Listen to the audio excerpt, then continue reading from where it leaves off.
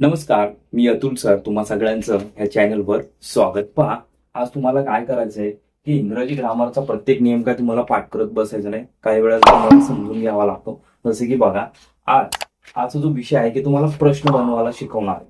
बघा, तुम्हाला जर तो कन्सेप्ट समजला तर तुम्हाला प्रश्न बनवण्याची तुमची चिंता ही कधीच राहणार नाही. म्हणजे तुम्हाला सोपं जाईल. बघा, पहिलं जे आहे काय तुमचं प्रश्न, त्याला प्रश्नार्थक वाक्याला तुम्ही इंग्रजीमध्ये काय म्हणणार? इंटरगेटिव्ह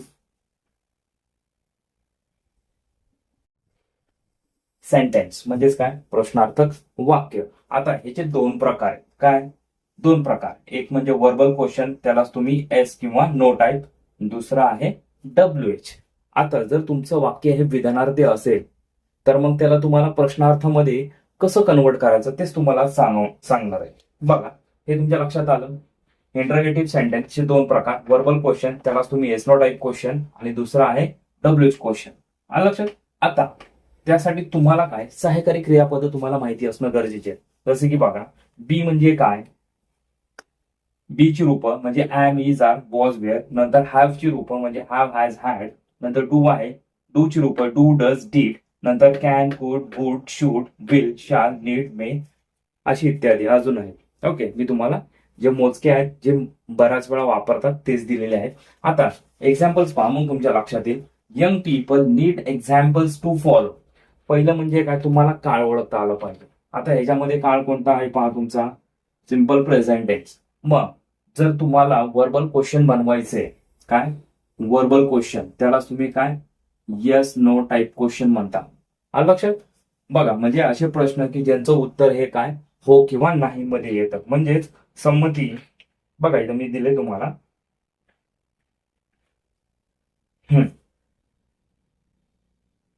संमतीसाठी होकार किंवा नकार यासाठी किंवा माहिती मिळवण्यासाठी प्रश्नांचा उपयोग होतो. म्हणजे संमती किंवा होकार किंवा नकार दर्शनासाठी ह्या प्रश्नांचा उपयोग होतो. कुठल्या?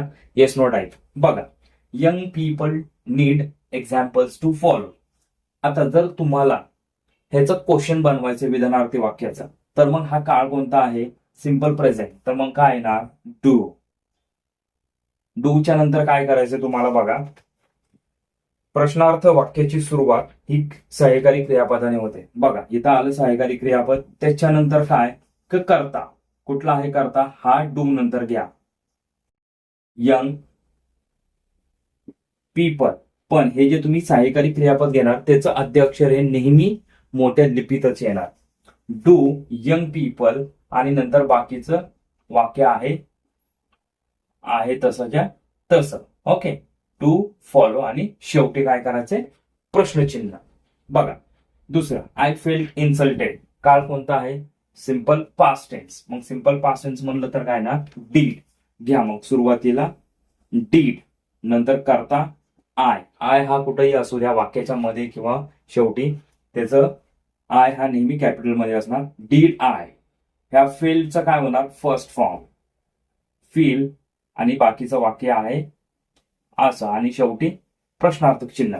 म्हणजेच तुम्हाला ह्या शब्दांच्या म्हणजे ह्या सहाय्यकारी क्रियापदांनी तुम्हाला वाक्याची सुरुवात करायची. त्या वाक्यांना तुम्ही काय म्हणणार?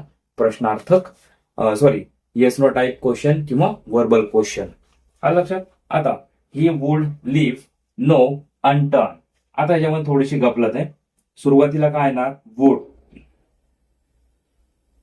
Would he leave. नोच्या ऐवजी तुम्हाला काय वापरायचं? बघा, नोच्या ऐवजी तुम्हाला एनी घ्यायचंय. लक्षात घ्या, वाक्यात जर नो आलं असेल मध्ये, निगेटिव्ह नाही, इथं जर नसेल आणि इकडं कुठं जर असेल क्रियापद सोडून, तर मग तुम्हाला काय करायचंय? वाक्यामध्ये एनी. Unturned question mark. बघा, सुरुवातीला काय करायचंय? वुड, त्याच्यानंतर करता, नंतर जे काय वाक्य असेल आहे तसं. फक्त ह्या सुरुवातीच्या दोन शब्दांमध्येच तुम्हाला वाक्याची रचना करायची.